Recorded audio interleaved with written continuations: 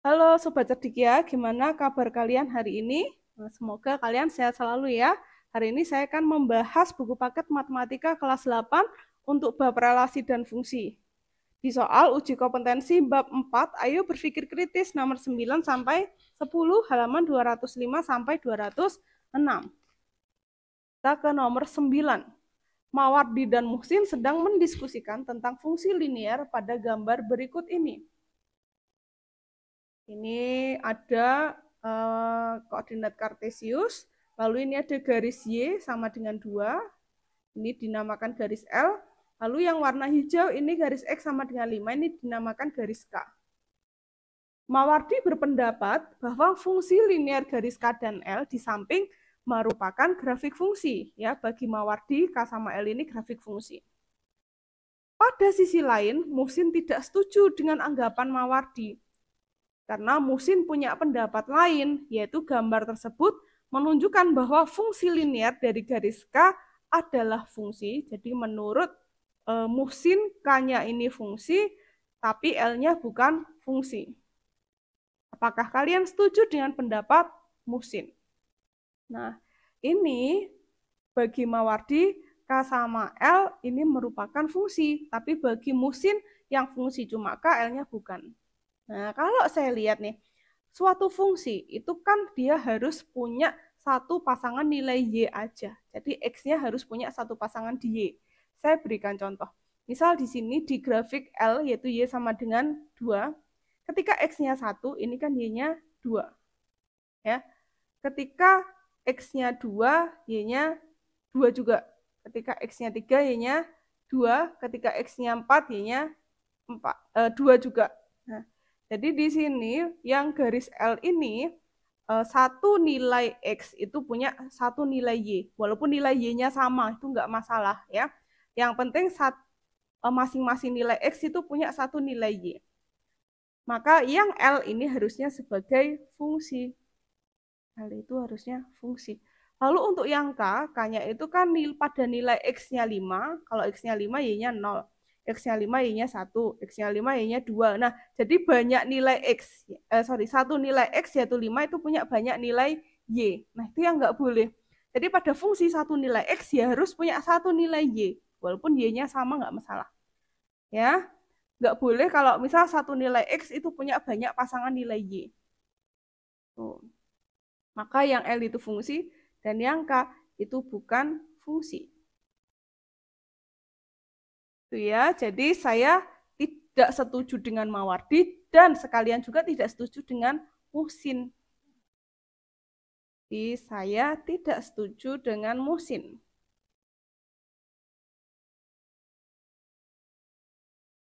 Dengan Muhsin. Karena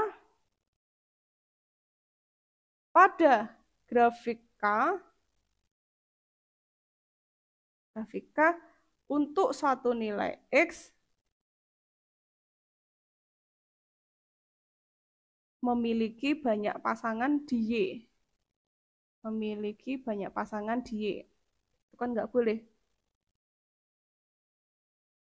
Pasangan di Y sehingga dia bukan, sehingga garis K bukan merupakan fungsi. Kan merupakan fungsi. Sedangkan pada garis L untuk satu nilai X memiliki tepat satu pasangan di Y. Memiliki tepat satu pasangan di Y.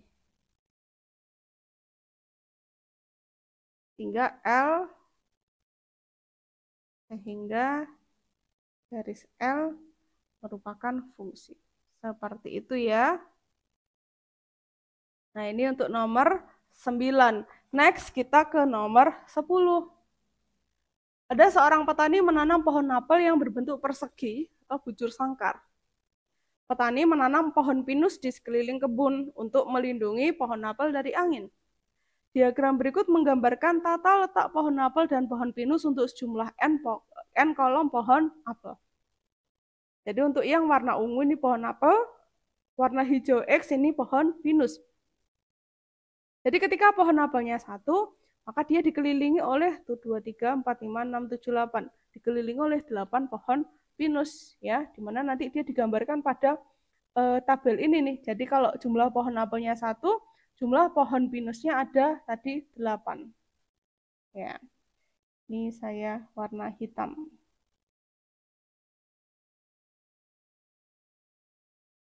Nah, sedangkan ketika pohon apelnya ada 4, itu pohon pinusnya ada 2, 3, 4, 5, 10, 16 ya. Kalau pas pohon apelnya 4, maka pohon pinusnya 16. Sekarang kita lihat ketika pohon apelnya 9, itu pinusnya ada 2, 3, 4, 5, 6, 7, sama ini 14, 11, 12, 18, 19, 22, 23, 24. Nah, 24 ya. Kalau pas pohon apelnya 9, jumlah pohon pinusnya itu ada 24 dan seterusnya. Ya, seperti ini ya. Lalu sekarang kita lihat yang A. Coba kalian lakukan kegiatan dengan mengisi tabel di bawah ini. Kita perhatikan ketika jumlah pohon apelnya 1, pohon pinusnya 8. Pohon apelnya 4, pohon pinusnya 16. Pohon apelnya 9, pohon pinusnya 24. Nah, sekarang kita cek 1, 4, 9. Ini kan dia bilangan hasil pengkuadratan. 1 ini kan dapat dari 1 kuadrat. 4 kan dapat dari 2 kuadrat. 9 dapat dari 3 kuadrat. Berarti kita udah nemu pola dari jumlah pohon apel. Ini pasti 4 kuadrat nih, 16. Ini pasti 5 kuadrat, 25. Ini 6 kuadrat, yaitu 36. Ini 7 kuadrat, yaitu 49. Ini 8 kuadrat, yaitu 64. 9 kuadrat, yaitu 81. 10 kuadrat, itu adalah 100. Nah, ini adalah pola jumlah pohon apel. Sekarang kita ke jumlah pohon pinus. Kita lihat ini 8, 16, 24. Loh, ini kan kelipatan dari 8. Jadi kalau ini tuh 8 kali 1 dapat 8. Sekarang 8 kali 2. Nah, pas dapat 16. 8 kali 3 dapat 24. 8 kali 4, 32. 8 kali 5, 40. 8 kali 6-nya 48. 8 kali 7, 56. 8 kali 8, 64. 8 kali 9, 72. 8 kali 10, 80. Nah, kita sudah nemu ya untuk pola dari jumlah pohon apel dan jumlah pohon pinus. Sekarang kita ke B. Apabila diasumsikan petani tersebut ingin menanami kebun yang lebih besar dengan banyak barisan pohon, manakah yang akan tumbuh lebih cepat di kebun petani? Antara jumlah pohon apel atau jumlah pohon pinus?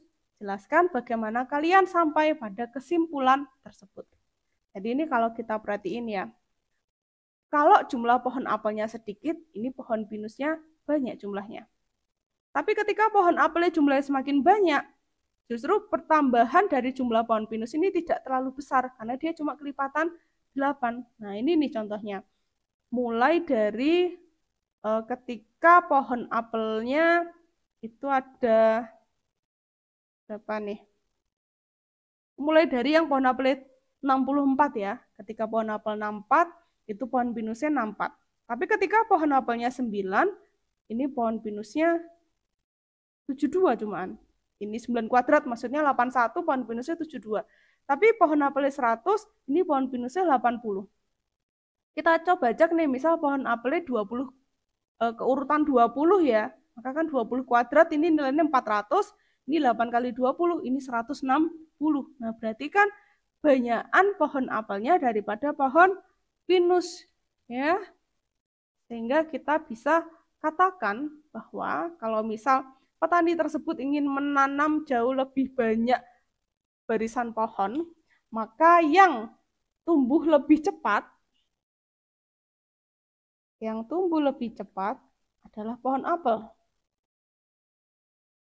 Lebih cepat adalah pohon apel. Nah, karena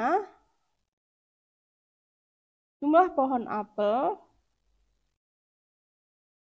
mengikuti aturan pengkuadratan.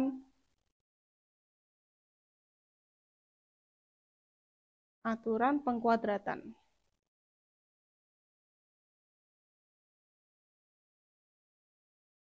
Sedangkan jumlah pohon pinus hanya mengikuti jumlah